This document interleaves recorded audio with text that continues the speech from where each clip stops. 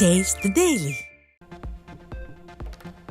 அருள்மிகு ராமநாத சுவாமி திருக்கோவிலில் கட்டணம் வசூலிக்க வேண்டும் என்கிற நோக்கத்தில் உள்ளூர் மக்களின் வழிபாட்டு உரிமைகளுக்கு எதிராக செயல்படும் ஸ்டாலின் அரசுக்கு அதிமுக பொதுச் செயலாளர் கண்டனம்.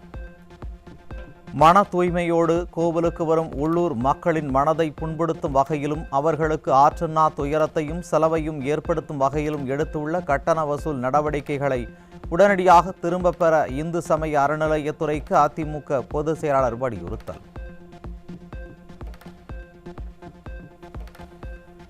சென்னை பசுமை வழிச்சாலையில் உள்ள செவ்வந்தி இல்லத்தில் 100க்கும் மேற்பட்ட அதிமுகவில் இணைந்தனர். அதிமுக பொதுச் செயலாளர் முன்னிலையில் தங்களை அதிமுகவில் இணைத்துக் கொண்டனர்.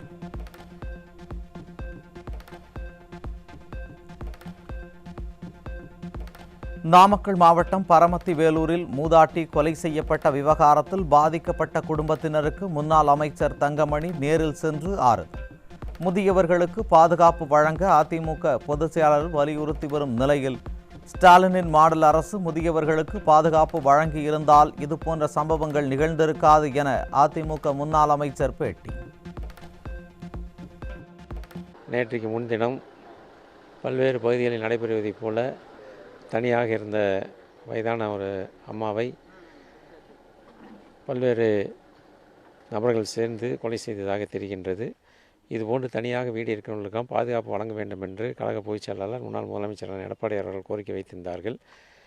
ஈரோட்டில் நடந்தபோதே அதுபோன்று எங்கெல்லாம் தனியாக வீடு இருக்கின்றதோ அங்கெல்லாம் அந்த பாதுகாப்பை போட்டிருந்தால் இதை தவிர்த்திருக்கலாம். இந்த அரசு அதை கண்டுகொள்ளாத காரணத்தினால் இப்படி ஒரு துயர சம்பவம் நடைபெற்றிருக்கின்றது.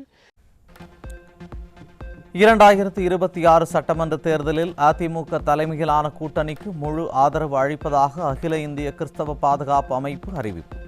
சென்னை பசுமை வழிச்சாலையில் உள்ள இல்லத்தில் அதிமுக பொதுச் செயலாளர் எடப்பாடி கே பழனிசாமியை சந்தித்து தனது ஆதரவை தெரிவித்தனர். தஞ்சாவூர் மாவட்டம் கும்பகோணம் அருகே நாச்சியார் கோவிலில் 7 வயது சிறுமிக்கு பாலியல் தொல்லை கொடுத்த 17 வயது சிறுவன் மீது போக்சோ சட்டத்தின் கீழ் வழக்கு பதிவு. ஸ்டாலினின் ஆட்சியில் பள்ளி சிறுமி முதல் பல்லு போன பாட்டி வரை பாலியல் தொல்லைக்கு ஆளாக்கப்படும் நிலையில் அப்பா ஸ்டாலின் என்ன செய்கிறார் என மக்கள் கேள்வி. சேலம் மாவட்டம் மேச்சேரி அருகே திருமண ஆசை காட்டி மனைவியை கர்ப்பமாக்கிய தொழிலாளி மீது போக்சோ பாய்ந்தது. சிறுமிகளுக்கு எதிரான குற்ற சம்பவங்கள் நாளுக்கு நாள் அதிகரித்து வரும் நிலையில் அப்பா ஸ்டாலின் ஆழ்ந்த தியானத்தில் இருக்கிறாரா என மக்கள் கேள்வி.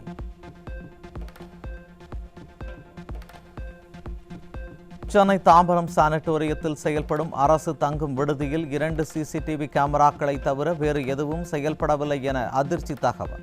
அரசு தங்கும் விடுதியில் 10 அடி உயரம் கொண்ட மதில் சுவற்றில் ஆங்காங்கே முள்வேலிகள் உடைந்துள்ள நிலையில் விடுதியில் பெண்கள் தங்கியிருக்கும் பகுதிக்கு செல்லும் நுழைவு வாயில் பூட்டப்படாத அவலம்.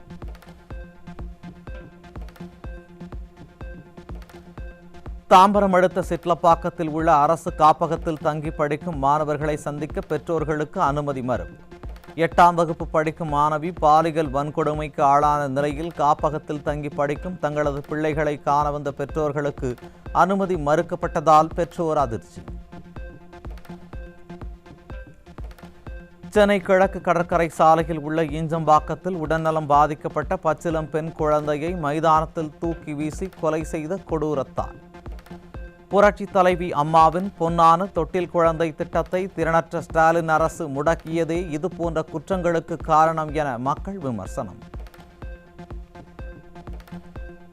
கர்நாடக மாநிலம் பெங்களூருவில் இருந்து தஞ்சை மாவட்டம் பட்டுக்கோட்டைக்கு காரில் கடத்தி வரப்பட்ட 100 கிலோ குட்காவுடன் ஒருவர் சிக்கினார்.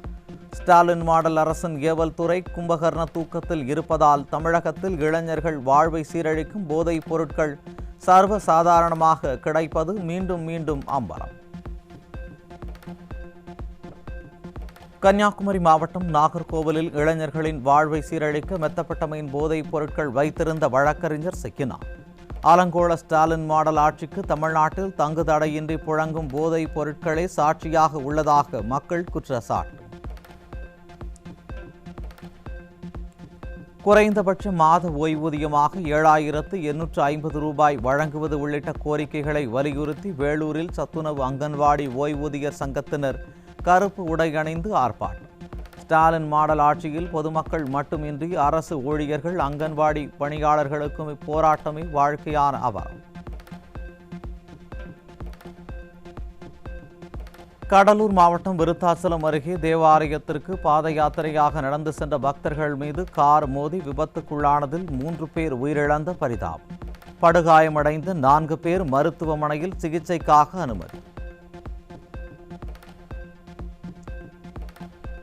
பெண்கள் எல்லோரும் ஓசி பஸ்ல தானே போயிட்டு இருக்கீங்க என்று ஆணவமாக பேசிய ஆண்டிப்பட்டி திமுக எம்எல்ஏ.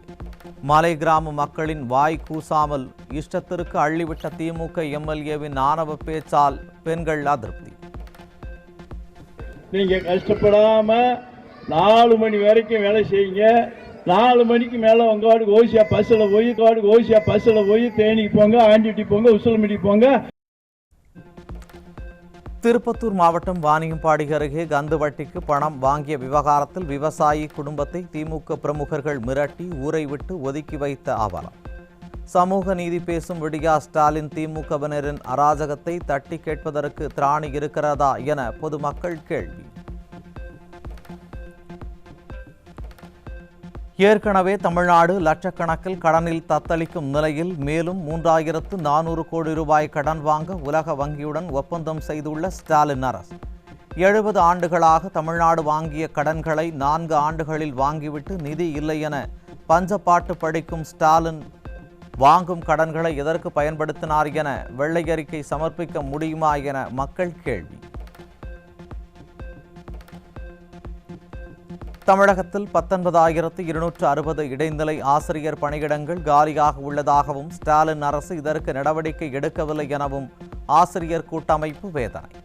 சொன்ன வாக்குறுதிகளை நிறைவேற்றாமல் ஏமாற்றும் மாடல் அரசு காலி பணியிடங்களை நிரப்பாமல் மாணவர்கள் மற்றும் ஆசிரியர்களை வஞ்சிப்பதாக ஆசிரியர்கள் குற்றச்சாட்டு. கடந்த 4 ஆண்டுகளில் தமிழ்நாட்டில் 160 கல் குவாரிகளில் கனிம வள சுரண்டல் நடைபெற்றுள்ளதாக ட்ரோன் ஆய்வின் அதிர்ச்சி தகவல். சட்டவிரோதமாக சுரங்க வளங்களை கொள்ளையடிக்கும் நபர்கள் மீது ஸ்டாலின் அரசும் ஏவல் துறையும் நடவடிக்கை எடுக்க தயங்குவதால் கனிம வளம் சுரண்டல்கள் தொடர்ந்து கொண்டுதான் இருக்கும் என மக்கள் ஆதங்கம். கோவை பாரதியார் பல்கலைக்கழகம் நிதி நெருக்கடியால் தவிக்கும் நிலையில் வைப்பு நிதியை பயன்படுத்தி செலவுகளை சமாளிக்கும் அவலம். பல்கலைக்கழக துணைவேந்தர், பதிவாளர் உள்ளிட்ட முக்கிய பணியிடங்கள் கடந்த 3 ஆண்டுகளாக காலியாக உள்ள நிலையில் 54 PhD மாணவர்கள் ஆய்வறிக்கையை சமர்ப்பிக்க முடியாமல் தவிப்பு.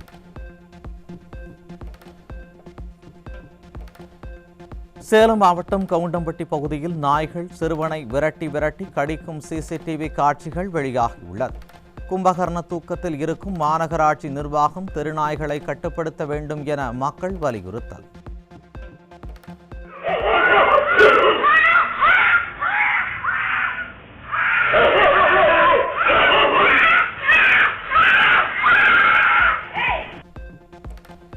தாம்பரம் அருகே தூய்மை பணியாளர்களை உருட்டுக்கட்டையால் தாக்கியதோடு மாநகராட்சி வாகனத்தையும் அடித்து சேதப்படுத்திய திமுக வட்டச் செயலாளர் உட்பட 3 மீது கொலை முயற்சி வழக்கு. ஆட்சி தங்கள் கையில் இருக்கிற திமிரில் அப்பாவி தூய்மை பணியாளர்களை திமுகவினர் கொடூரமாக தாக்கியது அராஜகத்தின் உச்சம் என மக்கள் விமர்சனம். கோவை மாவட்டம் பொள்ளாச்சி அருகே பூமி பூஜை விழாவிற்கு வந்த விடியா திமுகவின் நாடாளுமன்ற உறுப்பினரை முற்றுகையிட்டு அடுக்கடுக்காக பொதுமக்கள் கேள்வி எழுப்பியதால் பரபரப்பு.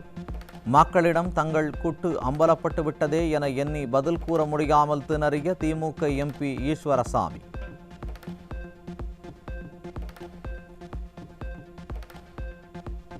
திருவண்ணாமலை அண்ணாமலையார் கோவிலில் பக்தர்களுக்காக அமைக்கப்பட்ட நிழற்பந்தலின் கீழே தங்கிய மழைநீர் மற்றும் சாலை அமைக்காமல் கொட்டப்பட்டுள்ள ஜல்லி கற்களால் பக்தர்கள் கடும் அவதி. பக்தர்களின் காணிக்கைகளை கொள்ளையடிக்கும் ஸ்டாலின் அரசு பக்தர்களுக்கு தேவையான வசதிகளை செய்து கொடுக்காததற்கு மக்கள் கடும் கண்டனம். நாகை மாவட்டம் வேதாரண்யத்தில் தொடர் மழையால் உப்பு உற்பத்தி கடுமையாக பாதிப்பு. மழையால் கடந்த ஆண்டை விட இந்த ஆண்டிற்கான உப்பு உற்பத்தி குறையும் என உப்பு உற்பத்தியாளர்கள் கவலை.